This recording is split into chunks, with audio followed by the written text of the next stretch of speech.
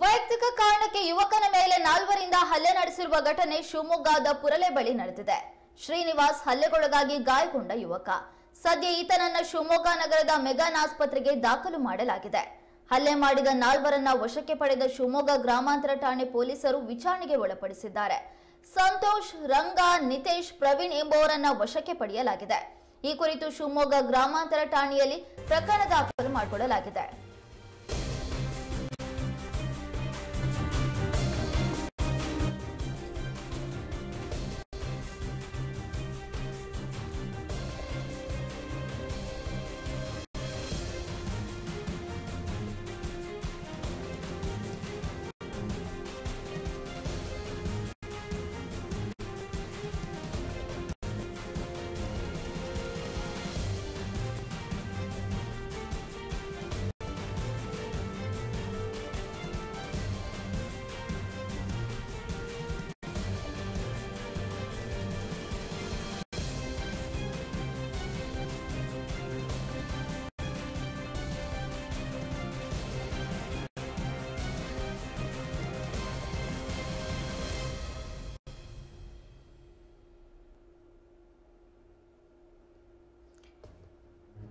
ಇತ್ತೀಚೆಗೆ ಶಿವಮೊಗ್ಗ ನಗರದಲ್ಲಿ ದುಷ್ಕೃತ್ಯಗಳ ಪ್ರಮಾಣ ಜಾಸ್ತಿ ಆಗ್ತಾನೆ ಇದೆ.